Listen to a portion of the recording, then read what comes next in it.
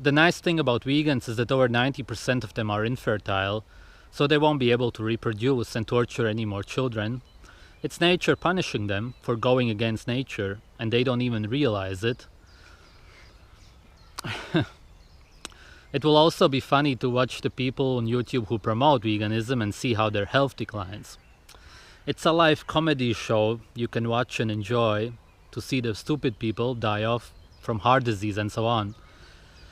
If you're infertile, it means that you're very unhealthy, in case you don't realize that. There's something really messed up with your diet.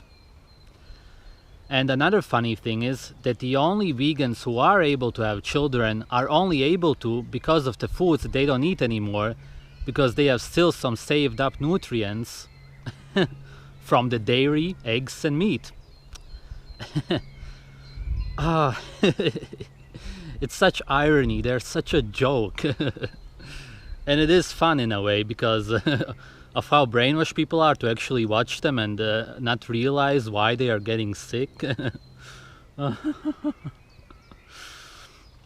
More vegetarians are able to have children for obvious reasons, but their children will also end up being sick, and there are no examples of healthy vegan children because they are either absolutely ill or, of course, a lot of them die. Oh. The cats couldn't right themselves when they were dropped. They didn't have balance. They developed gum diseases. They developed dental problems.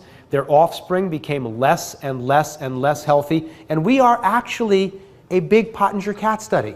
That's what's going on in the United States. We are going from generation to generation to see just how many generations of eating all the wrong foods and being exposed to all sorts of toxins that we never had in our environment before. How many times do we have to do that before something that has already decreased a lot goes away, otherwise known as fertility? If fertility goes away, then our species ceases to exist. When I was being brought up, there were no fertility clinics. I never heard any advertisements on the radio for different fertility clinics. Now they're all over the place. Obviously, there are some people that understand a little bit about health. And I mean, I'll get a phone call, some other good health practitioner will get a phone call. We've been trying to have a baby for the last 2 years, and my wife can't seem to get pregnant. Do you think you can help her? You mean, do you think I can improve both of your nutrition well enough that all of the problems that both of you have will start to go away so that she might get pregnant? In order to have children, we need sex hormones. In order to procreate. Every sex hormone is made from cholesterol. People who go on low-fat diets and reduce their blood cholesterol levels become infertile. They cannot produce children. We have an infertility epidemic in the Western world. Many couples can't produce children in the Western world. What these ladies and men need to do is eat cream every day, butter, eggs, fat, and they will have a child. Very quickly. Very quickly. And eat some brain, and eat some caviar and cod liver oil, and you will have a child in a month. You'll conceive. If the miracle happens and you do have a child, if you breastfeed him or her, you would essentially be feeding them animal's blood. You are an animal, and you probably didn't realize, but that's where milk comes from. That's also where the nutrients for eggs come from, not only chicken or duck eggs, also human eggs. So be a good vegan and don't feed them this animal product. Ignore human history and what we do in nature, feeding our baby the most nutritious foods such as organs, butter, etc. It's blood, right? It doesn't matter if all humans ever have always tasted blood as their first food. Ignore that. Feed them only plants, watch them degenerate and die, and then fucking commit suicide when you realize that you are a moron, okay? Vegetarianism comes from a Western religious culture. It is a religious byproduct, vegetarianism and veganism. It was first explored by monks who lived in isolation in monasteries, and these were usually male communities, men who had to live together, and their sexual energy became a problem for these people. So they were looking for something that could reduce their sexual activity and sexual desire. And they found that excluding animal products, excluding meat and becoming vegetarians worked very nicely. Because indeed, in order for us to produce sex hormones, we need cholesterol because they're made from cholesterol. And we require vitamin A and vitamin D, and we require a lot of protein. So in order to produce sex hormones, we have to eat meat, and we have to eat eggs, and we have to eat fat, animal fat.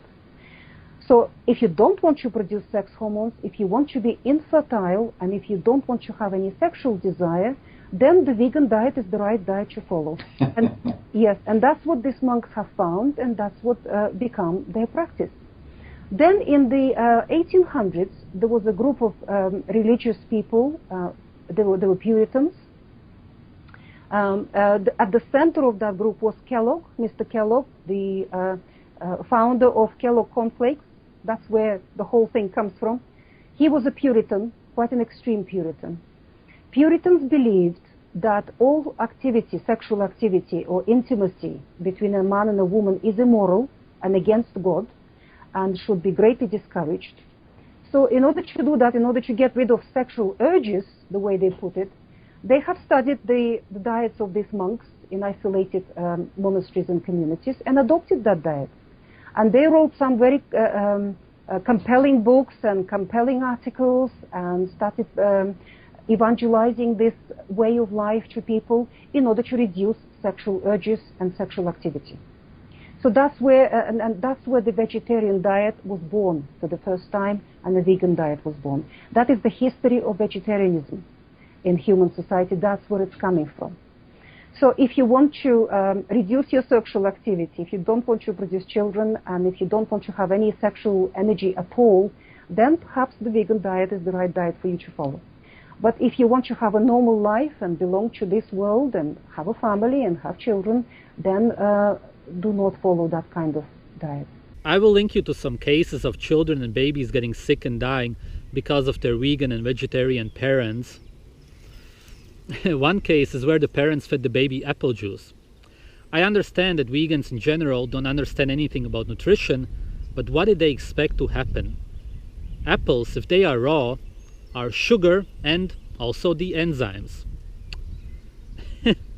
What is a baby supposed to do with that? Grow? They were probably told as children that an apple a day keeps the doctor away, and that's why they thought it's a good idea. But it's actually been proven that an apple a day makes your hair gray. Yes, that's what sugar does to you. And if you buy them in the store, these juices, they are pasteurized and usually not even made from apples. It's some synthetic shit that tastes like apples. And we are on our third generation in this country of processed foods. And what are we seeing? We're seeing widespread infertility. So it's, by some estimates, 1 couple in 3 cannot get pregnant. And we have an absolute health crisis in our young people. It gets worse with every generation. So we're in the 11th hour here. And this is what inspires so many of us to just kind of keep at it. We're trying to save as many people as we can and get people on the right track so that the next generation we will be healthy. One of the most fascinating fields of science today is what's going on with stem cells. And now we know that the embryo starts out as a collection of stem cells. Stem cells are undifferentiated cells, and as the fetus grows, those stem cells get a signal to tell them what kind of cell to become. The first signal is for heart cells, so the heart can start to form. And then there are signals for brain cells and nerve cells and bone cells and so forth. What gives that signal? It's vitamin A.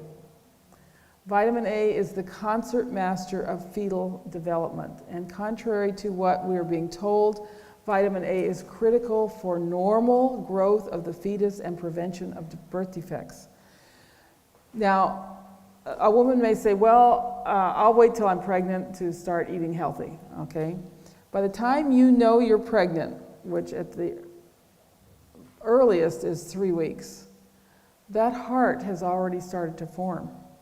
Unless you already have good vitamin A stores, there might be some mistakes.